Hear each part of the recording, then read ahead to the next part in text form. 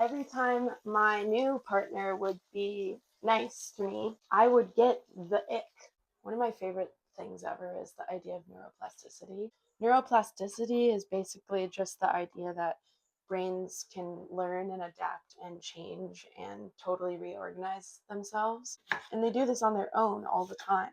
But also, there are ways to consciously carve out new neural pathways in your brain. It's basically like you take one route to work every day, and so you're only used to taking that route, but then one day you decide to take a different route. Maybe you decide you like that route more. Maybe that route is healthier for you. Maybe it's more beautiful. So if you start taking that route every day, it's going to become familiar to you, and it becomes easier for your brain to choose that route instead of the old.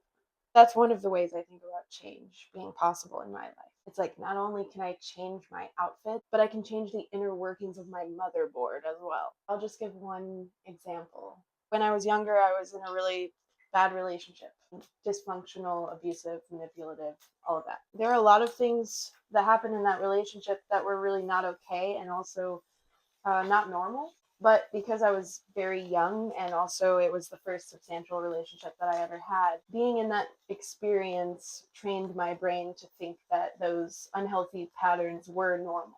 To this day, I kind of don't really know how I ended up finding the courage to leave that relationship.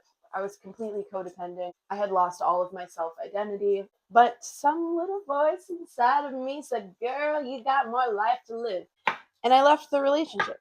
And after that relationship, I fell in love with someone new. And pretty quickly into my second real relationship, I started to notice something really weird. Every time my new partner would be nice to me or consider me in some major way, I would get the ick. I would get icked out. I would be disgusted. Why are you being so nice? That's unattractive. Ugh. I wish you would be mean to me. And when I noticed that and fully came to realize that that's how I was reacting every time, something inside of me said, wait, that's not normal. In that moment, I realized that it was my chance to decide what was normal for me and what's not. And I realized that, of course, my body is having this reaction. My brain has previously been trained that being treated badly is normal. That's what I can make the most sense of. So, what did I do? I could have gone on for the rest of my life dating people who treated me badly because that's what I was used to. But that's not what I did. I decided every time my partner is sweet to me, instead of recoiling in disgust, I'm going to practice leaning in and accepting the kindness that I deserve, accepting the communication that I deserve, accepting the consideration that I deserve. And not only that, but I'm also going to practice giving that same respect back to this person.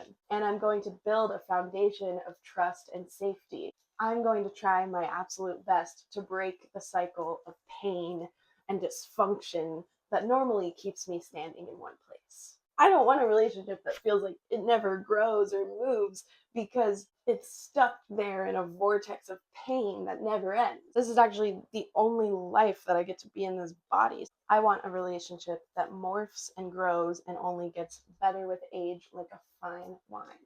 And I'm not saying in that moment I was transformed into a perfect partner, but that was probably the first moment that I felt incredibly excited about change. I've never made a video like this, and it is kind of hard to just talk to the camera with no one around.